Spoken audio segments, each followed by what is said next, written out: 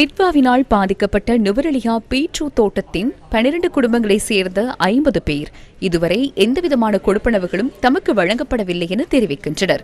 Beetroot தோட்டத்தில் பாதிக்கப்பட்ட பெரும்பாலான குடும்பத்தினருக்கு டிட்வாவினால் பாதிக்கப்பட்டு 9 மாதங்கள் கடந்தும் எவ்வித நிவாரணமும் வழங்கப்படவில்லை என இவர்கள் அங்கலாய்க்கின்றனர். வீடுகள் சேதமடைந்தமையால் நீண்ட காலமாக தமது சொந்த செலவில் வாடகை வீடுகளிலும் உறவினர்களின் வீடுகளிலும் தஞ்சமடைந்த இவர்கள் பல்வேறு சவால்களை எதிர்நோக்கியுள்ளனர்.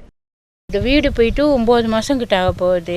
இப்போ நாங்கள் கொஞ்ச நாள் ஒரு 2 மாதம் சொந்தக்காரங்க வீட்டில் இருந்து இப்போ அதுலேருந்து 2 கிட்ட இருக்கிறோம். இப்போ நாங்கள் கிடைக்கிற சல்லிங்களில் தான் அவங்களுக்கு மாதம் 20,000 ரூபா கொடுத்துக்கிட்டு இருக்கிறோம்.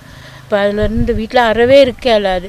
அப்போ இங்கே எங்களை இருக்க வேணான்ட்டாங்க. நாங்கள் அதனால இங்கே கூலிக்கு வீடு எடுத்து போனோம். கூலிக்கு வீடு எடுத்து போய் நாங்கள் 5 மாதம் நாங்கள் அங்கே கூலிக்கு வீட்டில் இருந்தோம். இப்போ இங்கே திரும்ப இங்கே தான் வந்திருக்கிறோம். ஆனால் அதுலேயும் இந்த பெய்கிற மழைனால சரியான பயம். எந்த நேரம் என்ன நடக்குமோ, எங்கன வெடிக்குமோ, எங்கனைக்கு அப்படியே பள்ளத்துக்கு போகுமோ என்ற தெரியாமல் நாங்கள் தவிச்சு போய் நிற்கிறோம்.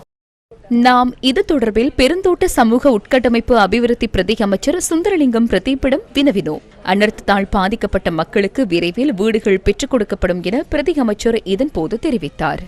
டிட்வால் பாதிக்கப்பட்ட நுவரெலியா பீட்ரூட் தோட்ட மக்களுடைய குடியிருப்புகளை அமைத்துக் கொடுப்பதற்காக அரசாங்கம் பல நடவடிக்கைகளை நாங்கள் மேற்கொண்டு வருகிறோம். அங்கு மக்களுக்கு மாற்று காணி அல்லது வீட்டு திட்டத்தை நாங்கள் அமைத்துக் கொடுப்பதற்கான உகந்த நிலத்தை தெரிவு செய்து அதே போல தேசிய கட்டிட ஆராய்ச்சி நிலையத்தினுடைய அறிக்கைகளின் பிரகாரமே அவர்களுக்கு அந்த வீடு கட்டி கொடுக்கப்படும். நிச்சயமாக பாதிக்கப்பட்ட மக்களுக்கு அரசாங்கம் வீடுகளை கட்டி கொடுக்கும் என்பதை நான் நேரத்திலே தெரிவித்துக் கொள்கின்றேன்.